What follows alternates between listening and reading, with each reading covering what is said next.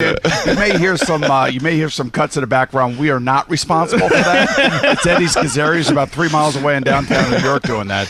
All right, so here you go, year 2, and a lot of changes around here, and I'm sure you're sick and tired of talking about all the changes, but we have to ask you, and that is, all the emotion surrounding the decision to move Odell Beckham Jr. onto Cleveland. How difficult was that? Yeah, I think the emotion was obviously outside the building, and anytime you move a player that's been here for so long, being a Giant is going to be part of his story, and so there was a lot to talk about there. I think we've said it all along, and we really believe it. We wish that, and we hope the best for him, and that he can go to Cleveland and play well and help his team win. We feel like we got good value in the trade. We needed a lot. This team needed a lot, and we took over a 3-13 operation, and we were able to get some other players that are going to help us. We had 4 games last year where we couldn't quite get it done at the end. A couple field goals, a couple touchdowns. And so, we needed to help bolster the roster. We feel like we did it. And with regard to Odell, we do wish him the best. And, I don't really stay too close to it, but it sounds like he's doing well in Cleveland. Well, it sounds like he's doing a lot of things in Cleveland. Yeah, and when's your GQ article coming out? Is that next month? I'm not quite the fashion victim. No, I see that. Okay, so one of those players that you bring over is Kevin Zeitler. And Kevin Zeitler is going to be one of your starting guards, and I know that your general manager loves hog mollies. Sure. Well, this kid is a hog molly for sure, right. And he was one of the more important players on Cleveland to help Baker Mayfield be successful his rookie year. How has he fit in? He's been unbelievable. And part of his charm is how serious he is. He is super serious about his work, and I think it's rubbing off on the other guys. And then you put another pro next to him, Remmers, who I was with in Minnesota, and then Dave was with, obviously, in Carolina. So we got 2 real pros there on the right side. So at least in my mind, I feel much more settled about the right side of the line this year than I did a year ago at this time. So, and then some of the younger players that we had that played very well for us late in the year were able to develop, are also in there as well with Nate Solder at left tackle. So. When you have a year like last year, how much do you take from it and learn from it? How much of it do you just toss away because everything is fresh this year and you got a lot of changes on the roster? Well, I think, we feel better about taking from last year because we played a lot better at the end of the season. And Boomer, you'll attest to this. When you're unsettled up front in the offensive line, nothing works. And it's hard to function on offense, puts undue pressure on your defense. And once we got that 2018 version of our offensive line settled about midway, then we were able to play offense that looked better and able to play defense as well. I felt like as we talked to head coach Pat Shurmur here at the New York Giants, a lot has been said about the way that you finished the season, how well you played offensively, the amount of points that you scored. And oddly enough, Odell was not on the field for those games. Was there ever a sense that you felt like he should have been on the field at any point in time towards the end of the season? I don't know about that. Anytime a player can't play, I don't question whether or not he should be out there. And so he was unable to go, and I felt like the other guys stepped up. And I think that's the way we're going to have to play it this year. I've said it already. It's going to take a village at wideout. They're going to have to all get their production, and I think that's a good thing. We certainly try to use Evan Ingram as a wideout at times, and and it's exciting. I watched that group in training camp. They see 70 or 80 catches out there somewhere, and so they're all battling for that, and I think that's good as well. Today the Golden Tate situation will come to a head. Have you ever been a part of something like this where the arbitrator has ruled in favor of the player? I've been on the other side of it a couple times. I can't tell you I've been in no, it's always gone the other way for the player, so we'll have to see. But times have changed. What really happened to Golden Tate was, something that what's been reported is truly accurate based on what I know, and so hopefully it'll go in his favor. We're talking to Pat Shurmur live from Giants training camp, Boomer and Gio on the Fan, CBS Sports Network. So here you go, full-blown quarterback controversy, right? Well, not for us. No, I know. Like, I'm kidding, but I mean, you've got Eli, he's going to be the starter. Right. Daniel Jones, you draft a guy number 6. Sure. You think he's going to play at some point soon. Right. You're going to answer questions about this every friggin' week. You know this. Every day. Every day, right. Right. Exactly. Twice a day. And I remember you getting annoyed with some of the Kyle Lauletta questions last year. We played one of the cuts like, hey, everybody that wants to see Lauletta, did you see that? And we were laughing at that. So just from your perspective, how do you deal with this situation without going crazy, having to deal with it in the New York media? Because it is not an easy thing to deal with. Well, I'm just, it's going to be part of the conversation. It just is. But when I look at it, what's important to me is we have a healthy quarterback room. And Eli's a starter. He's at an off-season. He's at an outstanding training camp. And then you bring in Daniel Jones that when it's his time to play, he'll be ready. This guy is all about his business. He learns every day. He's super talented, and I think he's got a very, very bright future. And so when you talk about two, and they have respect for one another, and I see that every day. The room is healthy. Then you have Tanny and Lauletta who's improving.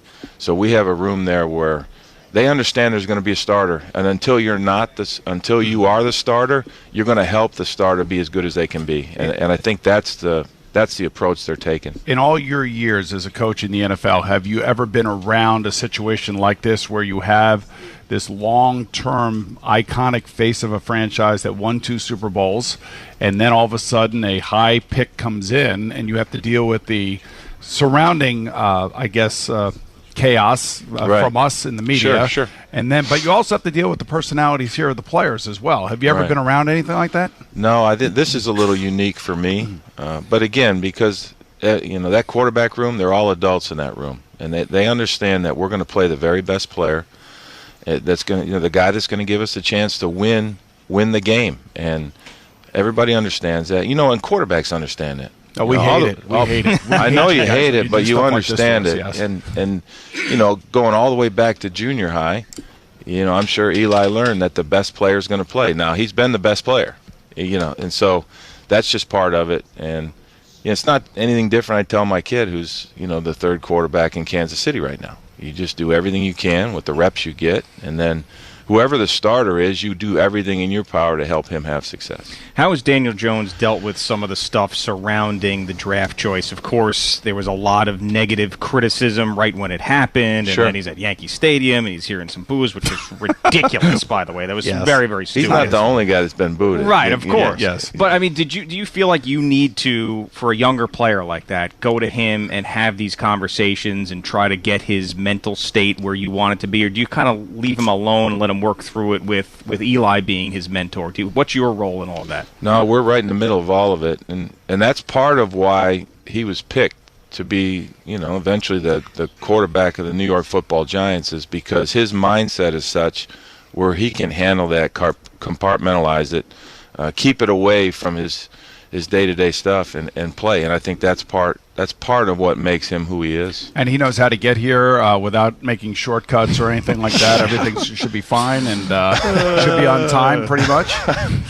So far, so good. So far, so good. That's great. So tell me about Dexter Lawrence. He was interesting.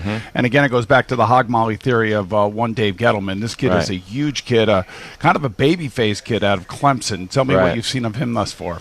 Well, he's had a great camp. He's so big and he's so long, and being long like he is puts pressure on the inside of the pocket. And I think most quarterbacks will tell you that pressure in your face is more. It's tougher on you than the edge pressure. You expect it and you can step up, but when you get it up the edge and then you try to step up and you can't, then that's very disruptive. And he's been able to do that in these practice settings. Now, whether it's the quarterback or the new defensive lineman or any players, it's going to be an important game Thursday night for them when they get out there the first time. Talking to Pat Shurmur, what was, not to harp on last year because I know how football coaches are, you're moving forward, you're thinking forward, but what was the most challenging part of last year for you? Because I remember, we hear you in your press conferences, and I can sort of tell when you're super annoyed and not. And I remember after the one game when the Odell interview came out, and you said you could talk to him, he's a big boy. You could just hear it in your voice. There's a couple of times where you were getting tested. Right. What was the toughest part of last year for you? Well, I think just keep the players going. We were going through a rough stretch, obviously, my goodness, and to keep them going and keep them focused and try to keep all that noise outside the building out of here. And I thought they did a great job with that. So, and any time you're facing that type of adversity, to just make sure you keep everybody on task. And, I think our guys did a good job of that. Now, are you someone who is constantly talking to the team about keeping the noise out, or do you believe that you tell them once and they have to figure it out on their own, or is it a constant reminder when things are coming at you like they were coming at you last year? No, I remind them of the issues of the day and just keep reminding them and encouraging them to stay in the moment, worry about your team, stick together, and just keep playing. And I think they did a good job of that. You made some really tough decisions. You let go Landon Collins. Yeah. He was upset. You traded Odell Beckham Jr. He was upset. Sure. You have the issue with the quarterback, and, Eli, I'm sure, is not happy about it, but, he's got to embrace the challenge, and he's got to embrace the competition. So there is a lot that you have to deal with from the outside noise. And I would think most of your players, at least most of the stuff that we've read and we've heard and the interviews that we've heard, they have actually bought into what you're trying to sell now, because this is the Giant way now. It seems like you've got your team where you want it in terms of personalities. Well, it is, and it's, as you know, this is the greatest team sport, and we encourage our guys to be tough, stick together, and then the big focus here has been to finish. I alluded to it earlier, but we had 4 games where we lost at the end of the game, where you could say we played really good football for 3 quarters, then you lose. So, when you add those games on to the 5 that we did win, if we could have just finished better in some situations, then maybe the end of the season, we would have been playing for something, in terms of the playoffs. So, I think that's been the focus for us, is to be able to finish out games the right way. We feel like we've added some players that can help us do that, and now we just got to go do it. I know that a lot of Giant fans are worried about pass rush. Where is the pass rush coming from? Is it going to be scheme? Is it going to be individual players? There's nobody that really stands out in the minds, I think, of fans right now. Maybe they will 3 or 4 games into the season. Well, again, a year ago, we had OV, and he missed a bunch of games early, and so, but this year, with Lorenzo Carter, he looks great. I think we can get more production out of him than we did a year ago as a rookie. X-Man, everybody's talking about X-Man already. At least what he's displayed here, he's going to have the ability to rush the passer. And then, a guy that nobody's really talking about is Marcus Golden. 2 years ago he had 12.5 sacks in Arizona. And so, he's done a nice job. And then Kareem Martin. So that's where the edge comes. And then I think Betch has done a good job of putting a pressure package together that's also going to get some of the pressure that we need.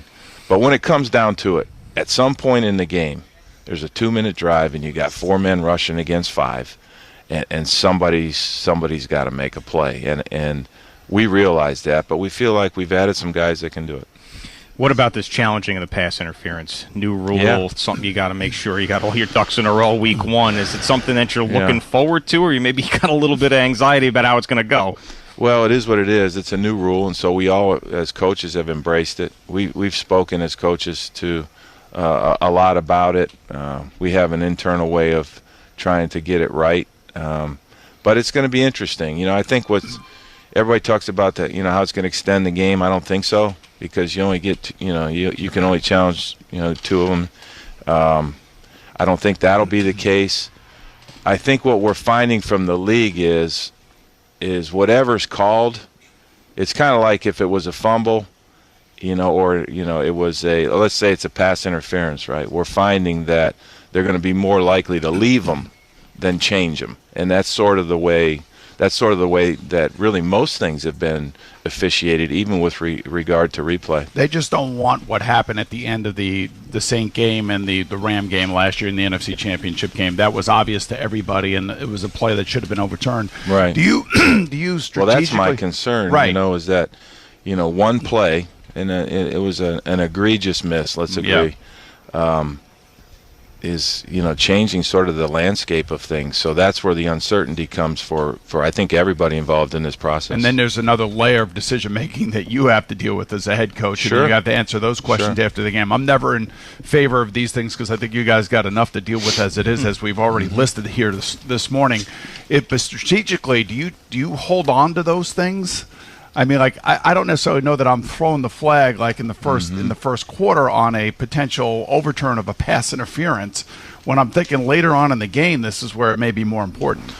Yeah, but you got to factor in the score in the game, and there can be game-changing plays early in the game, depending on how long the play is. But I think what we'll probably do early in the game, the ticky-tack little stuff that may not be where the juice is worth the squeeze kind of deal, I think we'll maybe hold back on that a little bit. Once you get to 2 minutes, then it's on the officials anyways.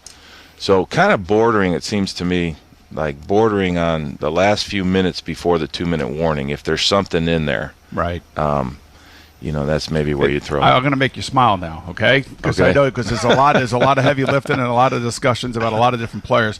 But I would think that Quan Barclay makes you smile. He sure does. And that Quan Barclay is everything that Dave Gettleman said he was going to be prior to the draft. It was the whole discussion, Sam Darnold, Baker Mayfield, Josh Allen, where was Quan Barclay in that whole mix? And I'm telling you, I don't ever really truly remember a general manager being so convinced about how great a player can be as Saquon Barkley turned out in his rookie year. And what do you see this year now from him? Yeah, and I believe Dave with regard to Saquon for sure. My goodness, who would have thought though that he could do all the things he did as a rookie? The exciting thing for the coach is he's out here in his second year with a rookie mentality. He's just trying to get better. He's trying to encourage players more. He had that kind of, I called it a generational spirit a year ago that we saw behind the scenes. It just so happens now everybody's starting to see it more, or they're looking for it more, and they're seeing it more out of him. But he's had a really outstanding spring and early summer here, and I'm looking forward to see what he can do in year two. I mean, for all your years in the NFL, have you ever really seen a player as dynamic as him? He's the most dynamic running back I've been around for sure. Do you think head coaches talk too much to the media in the NFL? Do you think your responsibilities are too much to have to speak every day? Well, it's the rules. Pat does a good job at chopping these things off early. You mean Pat Hanlon? Pat Hanlon, he's yeah. a little overrated, if you ask me. No, I can't wait to hear, 2 more questions.